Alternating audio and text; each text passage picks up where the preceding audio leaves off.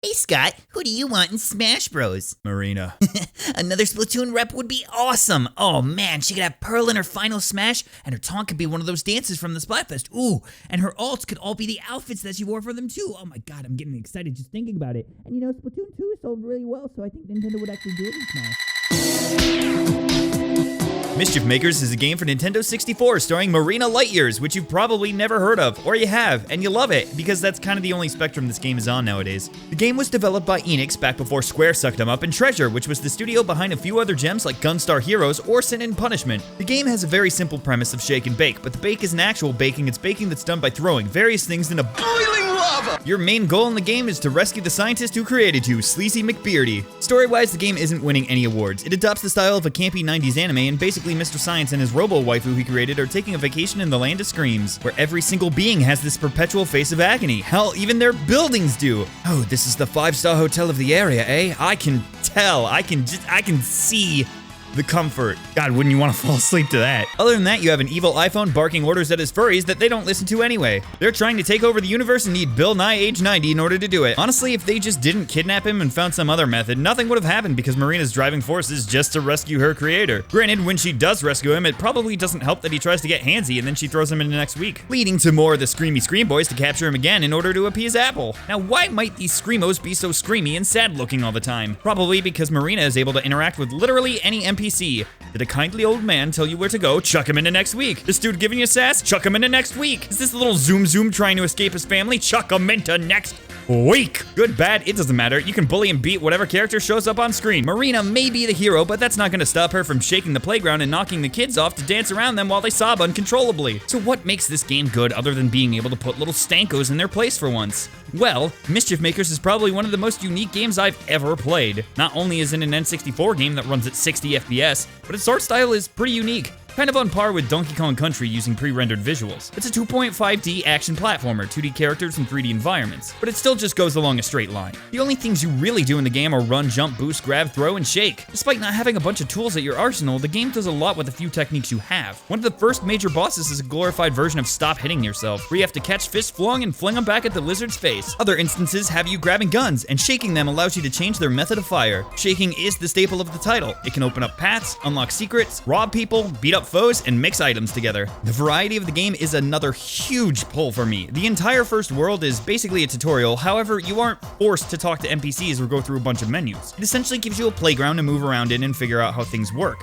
If you do get stuck, the NPCs will generally give you hints on how to progress. Basically, the game teaches you how to play without shoving it down your throat with tons of menus like any modern JRPG. The further you get, the more actiony stages there are, but the variety still doesn't stop. Sometimes you'll be solving a puzzle in a snowy mountain, other times you'll be competing in a variety of Olympic games such as the 100-meter dash or math. You can go from fighting a gorilla man to playing the beta version of Luigi's Mansion with a pod to outrunning a tidal wave on a tricycle to beating up a very pathetic giant mole to maneuvering through a maze in order to rematch Monkey Man on his giant tank while he throws rocks at you and then it transforms and you need to flip that sucker right on top of him. That's seriously how one of the worlds goes. It's from a time where games were being made mostly out of passion and for fun. I mean, yeah, obviously a profit was desired, but everything was so iffy back then. You really had to give it your all in order to make a name for yourself. Nowadays, so many titles have just solidified themselves as classics, and companies are unable to make mistakes to the general public's eyes now that gaming is mainstream.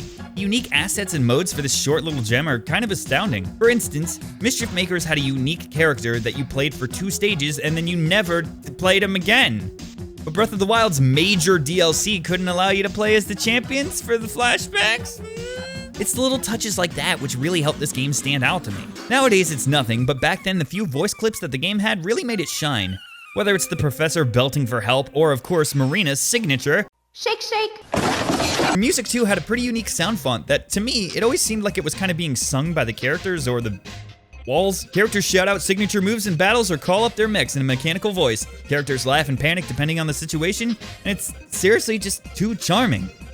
It's too soulful! As mentioned, the gameplay is fairly simple, but the mechanics are solid. Playing in a game and using and abusing slide jumps makes me want to get into speedrunning it. Probably the only negative I have to say about the game is its controls are a little bit wonky. However, if you can play it via emulator, legally of course, Customizing the controls helps tremendously. It is a fairly short game too. A first playthrough will probably only take around 4 or 5 hours, if even. But the game does offer a hidden collectible on every stage. Most are acquired by pulling off tricky tech or progressing past where the stage wants you to end. Acquiring all of them will unlock the full ending, which is pretty fun. Mischief Makers was a nice part of my childhood. It was one of the most unique games I played as a kid, and it's probably still one of the most unique games I play nowadays. I've never really found anything quite like it. I still use sound effects and music from the game in my streams, and Marina definitely pushed my love for robots.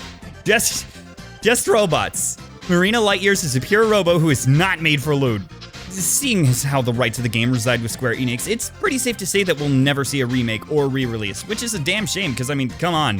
Wii-era Mischief Makers would have been top tier being able to actually shake characters with the Wiimote. I do want people to at least try it out, and if you do, let me know what you think in the comments or on Twitter. I'm aware that this game will never be remade, remastered, acquire a sequel, or anything, but hey, we did actually get Final Fantasy VII Remake, so maybe now Square can give Smash a little more love. And despite minimal appearances, she did appear in a fighting game called Rakugaki Showtime, so for Smash... Can we get my girl Marina Lightyear?